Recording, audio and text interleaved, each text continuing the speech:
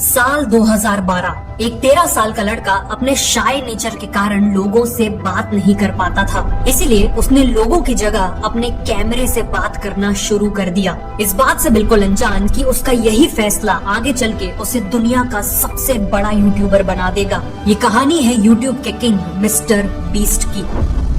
7 मई 1998 में अमेरिका में जन्म होता है जेम्स स्टीफन डोनाल्डसन का। उन्हें प्यार से जिमी बुलाया जाता था और उनके पेरेंट्स यूएस मिलिट्री में एक्टिव ड्यूटी करते थे। जिमी का बचपन आसान नहीं था। उनके पेरेंट्स एक अब्यूजिव रिलेशनशिप में थे, जिसके चलते 2007 में उनका डाइवोर्स हो गया और जिमी और उनके छोटे भाई को उनकी सिंगल मदर ने ही रेज किया। बचपन से ही जिमी की पर्सनैलिटी काफी ऑब्सेसिव थी। मतलब अगर वो किसी चीज को पसंद करने लगते थे तो खुद को उससे दूर नहीं रख पाते थे और 10 साल की एज में उनके लिए वो चीज थी बेसबॉल। लेकिन एक टीम स्पोर्ट पसंद करने के बाद भी वो एक एक्सट्रीम इंट्रोवर्ट थे। वो लोगों के बीच काफी अनकंफर्टेबल फील करते थे। इवन बेसबॉल फील्ड में वो अपनी कैप को इस तरह अपने फेस को छुपाते हुए पहनते थे। जिमी के कोई फ्रेंड्स नहीं थे और अक्सर उनकी मदर भी ड्यूटी पे होती थी, इसीलिए उन्हें घर पे टाइम बिताने के लिए कुछ तो चाहिए था। तभी उन्हें एक ऐसी वेबसाइट मिली जहां उन्हीं के जैसे आम लोग खुद की बनाई हुई वीडियो शेयर करते थे और वो वेबसाइट थी यूट्यूब। यूट्यूब पे उन्होंने माइनक्राफ्ट और कॉल ऑफ ड्यूटी खेलने वाले गेमिंग यूट्यूबर्स को देखना चालू किया और कुछ ही टाइम पे बेसबॉल की तरह वो यूट्यूब से भी ऑब्सेस्ड हो गए। इसी दौरान लकीली उनका दोस्त बना क्रिस टाइसन, जो उन्हीं की तरह यूट्यूब पसंद करता था। अगले 2 सालों तक ये लोग जब भी मिलते तो केवल यूट्यूब की बात करते थे। 12 साल की उम्र में जिमी ने देखा कि उनके favourite YouTuber woody gamer tag ने अपनी जॉब क्विट कर दी है और फुल टाइम यूट्यूबर बन गए हैं। और इस दिन जिमी को रियलाइज हुआ कि जिस प्लेटफॉर्म से वो इतना ऑब्सेस्ड थे उसमें एक करियर भी बनाया जा सकता है। इसीलिए उन्होंने फैसला किया कि वो अब खुद का यूट्यूब चैनल बनाएंगे। जब जिमी ने कभी एक्सबॉक्स में अपना अकाउंट बनाया था तो वहाँ उन्हें रैंडमली एक यूजर नेम मिला था और वो यूजर नेम था मिस्टर बीस्ट 6000। इसीलिए उन्होंने अपने यूट्यूब चैनल का नाम भी मिस्टर बीस्ट 6000 रख दिया और फ्यूचर में 6000 को भी हटा दिया और इसी तरह जिमी बन गए मिस्टर बीस्ट। शुरुआत में मिस्टर बीस्ट ने बिना अपना चेहरा दिखाए गेमिंग वीडियोस बनाना शुरू किया और फिर वो ओपिनियन वीडियोस बनाने लगे। ऐसी वीडियोस जहां स्क्रीन पे गेम प्ले चल रहा होता था लेकिन मिस्टर बीस्ट किसी और टॉपिक में अपना ओपिनियन दे रहे होते थे। इवेंचुअली उन्होंने फेमस यूट्यूबर्स की स्ट्रेटेजीज और इनकम को एनालाइज करते हुए भी वीडियोस बनाई। सरप्राइजिंगली जहां एक तरफ मिस्टर बीस्ट खुद को लोगों के सामने एक्सप्रेस नहीं कर पाते थे, वहीं कैमरे के सामने वो अपने ट्रू सेल्फ को इजीली दिखा पा रहे थे। 15 साल की उम्र तक बेसबॉल और यूट्यूब करते हुए उनकी लाइफ नॉर्मली चल रही थी, लेकिन फिर एक दिन सब कुछ बदल गया। उन्होंने नोटिस किया कि उनका वेट दिन पर दिन तेजी से कम हो रहा है, प्लस उनके पेट में भयंकर दर्द होने लगा था। बाद में पता चला कि उन्हें क्रोन्स नाम की एक सीरियस डिसीज हो गई है। इस बीमारी ने उन्हें बेहद वीक बना दिया, जिस कारण उन्हें अपना फेवरेट गेम बेसबॉल हमेशा हमेशा के लिए छोड़ना पड़ा। मिस्टर बीस्ट हार्ट ब्रोकन थे, लेकिन समहाउ इस बीमारी ने उन्हें यूट्यूब पे और मेहनत करने के लिए डिटरमाइंड बना दिया था। इस दौरान उनकी मदर को कोई आइडिया नहीं था कि वो यूट्यूब वीडियोस बनाते हैं। इनफैक्ट जब वो अपने रूम में वीडियोस बनाते थे तो उनकी मदर को लगता था कि वो कंप्यूटर में अपने फ्रेंड से बात कर रहे हैं। मिस्टर बीस्ट इस वक्त अपने विंडोज फोन में वीडियोस बनाते थे जो 480p पे शूट करता था और एडिटिंग के लिए वो अपने भाई का पुराना लैपटॉप यूज करते थे। लेकिन अब उन्हें समझ आ गया था कि अच्छी वीडियोस बनाने के लिए उन्हें बेटर इक्विपमेंट्स की जरूरत होगी। इसीलिए उन्होंने अगले 1 साल तक $1 $1 बचाया और एक लैपटॉप, माइक और लाइट जैसे बेसिक इक्विपमेंट्स खरीद लिए। साथ ही उन्होंने अपने पेरेंट्स के पीछे पड़ के एक सेकंड हैंड आईफोन भी ले लिया। अच्छे इक्विपमेंट्स आ जाने के बाद वो IRL यानी इन रियल लाइफ वीडियोस बनाने लगे। इन वीडियोस में जनरली वो और क्रिस स्किट्स किया करते थे, जिनका केवल एक एम था, लोगों को एंटरटेन करना। इस वक्त तक मिस्टर बीस्ट को यूट्यूब करते हुए पूरे 7 साल बीत चुके थे, लेकिन उन्हें सक्सेस नहीं मिल पाई थी। ऐसे में वो यूट्यूब को केवल एक ही कारण से कंटिन्यू कर पाए, उनका एक्सट्रीम पैशन। उस समय भी उनका थॉट प्रोसेस था कि या तो मैं दुनिया का सबसे बड़ा यूट्यूबर बन जाऊंगा या अपनी लाइफ के एंड तक बिगेस्ट यूट्यूबर बनने का ट्राई करता रहूंगा। लेकिन उनकी मदर की थॉट प्रोसेस ऐसी नहीं थी। मिस्टर बीस्ट अब 17 साल के हो चुके थे और उन्होंने अपनी मदर से कहा कि वो कॉलेज न जाके यूट्यूब पे अपना फुल टाइम करियर बनाना चाहते हैं। ऐसे में मदर ने उन्हें एक अल्टीमेटम दे दिया, अगर जिमी को उनके घर में रहना था तो उन्हें कॉलेज जाना पड़ेगा, वरना उन्हें घर छोड़ना पड़ेगा। मिस्टर बीस्ट के पास अब कोई ऑप्शन नहीं था। ऐसे में उन्होंने अपनी मदर को दिखाया कि वो कॉलेज जा रहे हैं, लेकिन रियलिटी में वो कॉलेज नहीं बल्कि कहीं बाहर जाके यूट्यूब वीडियोस बना रहे होते थे। 2015 में मिस्टर बीस्ट ने ऐसी वीडियोस बनाना चालू की जो काफी यूनिक हो और उनमें बहुत ज्यादा एफर्ट लगता हो। जैसे इस वीडियो में उन्होंने एक टेबल को चाकुओं से काटा, लेकिन कैच ये था कि ये चाकू प्लास्टिक के थे, जिस कारण ये काम काफी मुश्किल हो गया और वीडियो काफी यूनिक। कॉलेज के फर्स्ट मंथ के दौरान उनकी ये वीडियोस अच्छा परफॉर्म करने लगी और उनकी इनकम इतनी होने लगी कि वो अपनी मदर का घर छोड़ के इंडिपेंडेंटली शिफ्ट हो गए। मिस्टर बीस्ट की ही तरह सुंदर पिचाई, सत्यम नडेला और अरविंद श्रीनिवास जैसे एंटरप्रेन्योर्स को भी सक्सेसफुल बनने के लिए अपने घर से दूर निकलना पड़ा था। इन तीनों में एक चीज कॉमन ये है कि इन्होंने अपनी हायर एजुकेशन का कुछ हिस्सा फॉरेन यूनिवर्सिटीज से कंप्लीट किया है। इन्हीं की तरह शायद आप भी अब्रॉड जाकर पढ़ाई करना चाहते हैं, लेकिन यूनिवर्सिटीज की complex application process, visa rejection और हाई फीस ने आपको रोक रखा है। ऐसे में मैं आपको सजेस्ट करूंगा लेवरेज एड्यू, जिनके थ्रू 95% स्टूडेंट्स को केवल 4 हफ्तों में ही फॉरेन यूनिवर्सिटीज में एडमिशन मिल जाता है। ये पॉसिबल है क्योंकि लेवरेज एड्यू की 850 से ज्यादा ग्लोबल यूनिवर्सिटीज से पार्टनरशिप है, जिसके चलते ये आपको प्रायोरिटी एडमिशंस दिलवाते हैं। लेकिन लेवरेज एड्यू का काम केवल एडमिशंस पे खत्म नहीं होता। एडमिशन के साथ साथ ये आपको test preparation, visa, scholarship, accommodation और इवन जॉब प्लेसमेंट सपोर्ट भी देते हैं। मतलब एप्लीकेशन से लेकर एम्प्लॉयमेंट तक एंड टू एंड सपोर्ट। बढ़ते कंपटीशन और स्ट्रिक्ट वीजा पॉलिसीज के चलते अच्छी यूनिवर्सिटीज में एडमिशन लेना डिफिकल्ट होता जा रहा है। इसीलिए अपने फ्यूचर को चांस पे मत छोड़िए, इंस्टेड लेवरेज एड्यू को चुनिए। लिंक नीचे डिस्क्रिप्शन और पिन्ड कमेंट में है। और अगर आप इस लिंक से साइन अप करते हैं तो आपको 15,000 रुपए का IELTS प्रेप बिल्कुल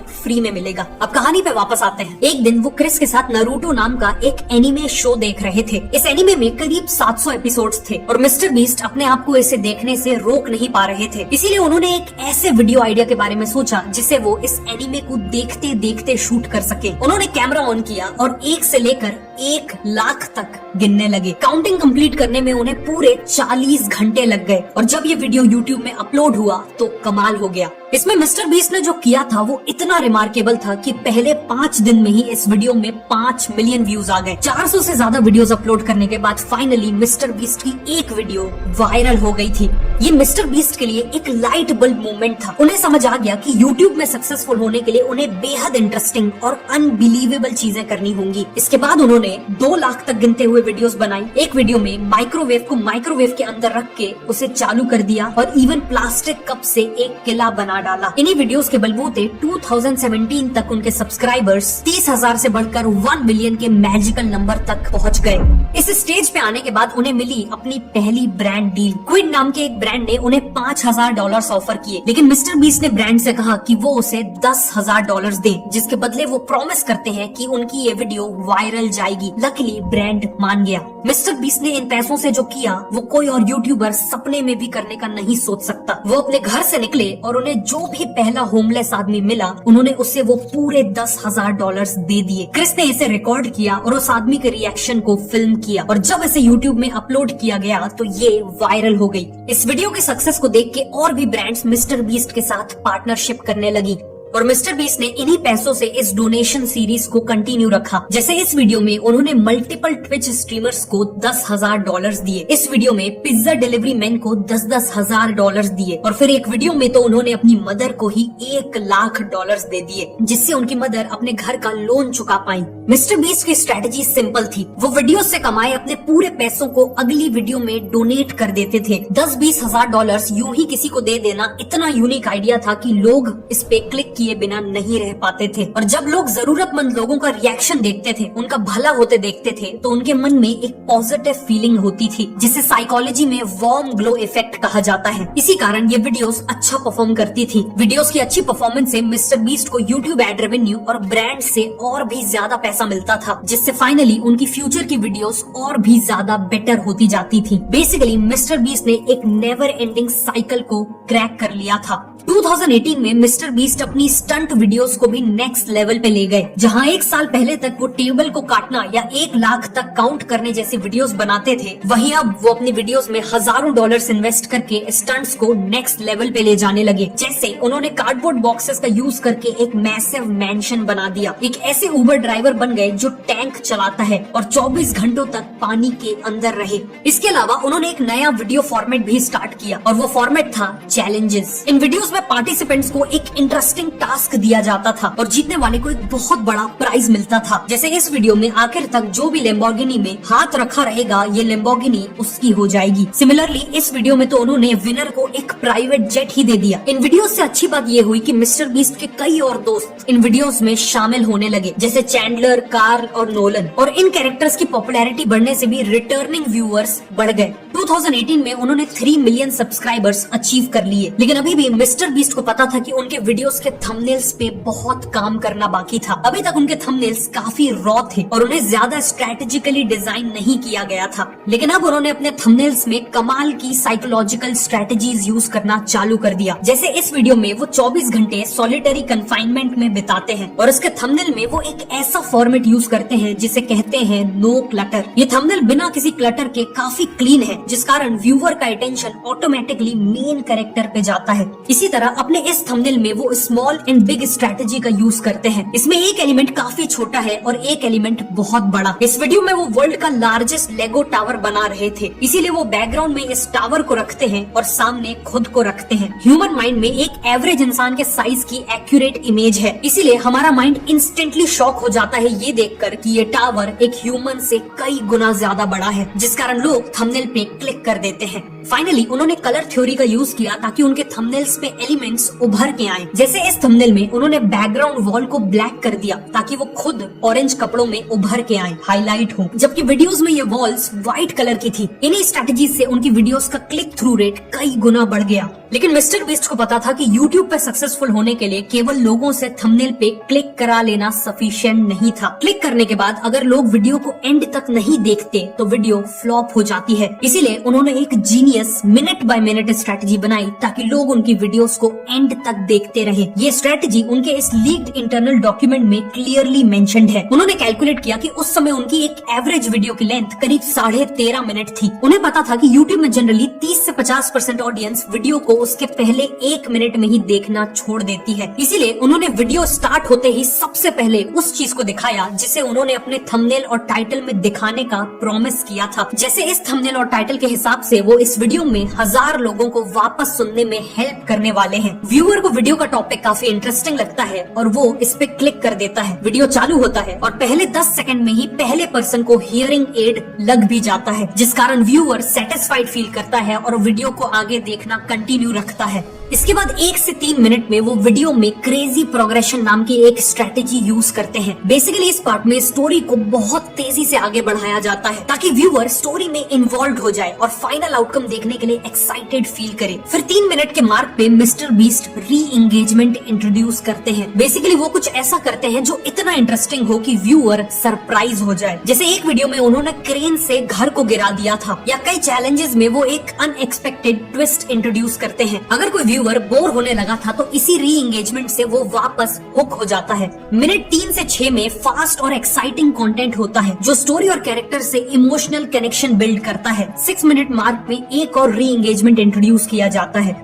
फिर एंड तक स्टोरी कंटिन्यू होती है और एंड में रेजोल्यूशन दिया जाता है, जिसका एम होता है लोगों को मैक्सिमम सेटिस्फेक्शन देना। रेजोल्यूशन होते ही वीडियोस को झटके से एंड कर दिया जाता है ताकि 1 सेकंड का भी रिटेंशन लॉस ना हो। मिस्टर बीस्ट की ये सभी स्ट्रेटजीज कमाल की थी और इन्हीं के चलते 2019 में उन्होंने 20 मिलियन सब्सक्राइबर्स अचीव कर लिए। अगले कुछ सालों में उन्होंने फीस्टेबल्स नाम की अपनी better for you chocolate brand launch की, व्यू स्टैट्स नाम का यूट्यूब एनालिटिक्स टूल लॉन्च किया और 2024 में वो 300 मिलियन सब्सक्राइबर्स का नंबर क्रॉस करके वर्ल्ड के सबसे बड़े यूट्यूबर बन गए। इन शॉर्ट मिस्टर बीस्ट अपनी सक्सेस की पीक पर पहुंच गए, लेकिन तभी कहानी में एक बहुत बड़ा ट्विस्ट आता है। मिड 2024 में मिस्टर बीस्ट का एक एक्स एम्प्लॉय डॉसन फ्रेंच उन्हें एक्सपोज करते हुए 2 शॉकिंग वीडियोस बनाता है। इन वीडियोस में मिस्टर बीस्ट पे कई सारे एलिगेशंस लगे होते हैं, जैसे कि मिस्टर बीस्ट अपनी वीडियोस में कंप्यूटर जनरेटेड ग्राफिक्स यूज करके उन्हें फेक करते हैं। सेकंड एलिगेशंस था कि मिस्टर बीस्ट के फिलैंथ्रोफी चैनल में कई डोनेशंस और चैरिटी भी फेक हैं और ये भी एलिज किया गया कि उनकी जो चैलेंजेस और कंपटीशन वाली वीडियोस में जो प्राइज मनी होता है वो विनर्स को मिलता ही नहीं है।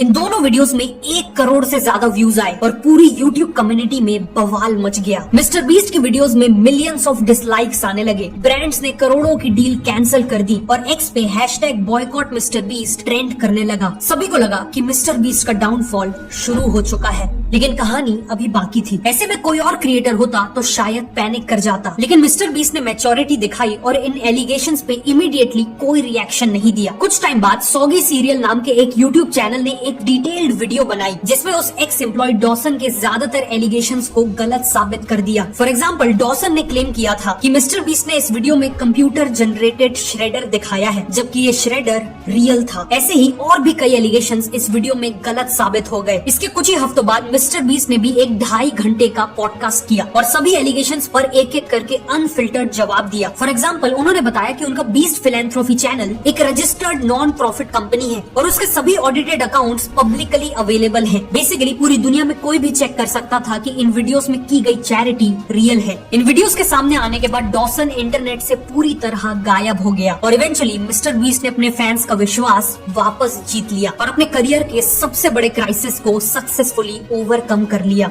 आज मिस्टर बीस्ट की नेटवर्थ $1 बिलियन से ज्यादा है। वो Amazon प्राइम के साथ $100 मिलियन का शो बना चुके हैं और वो आर्ग्युबली हमारी जनरेशन के सबसे लेजेंडरी एंटरटेनर बनने वाले हैं। लेकिन सबसे इंस्पायरिंग बात यह है कि इन सब की शुरुआत एक ऐसे लड़के ने की थी जो पब्लिक में 2 शब्द बोलने से भी घबराता था। ये कहानी थी मिस्टर बीस्ट की।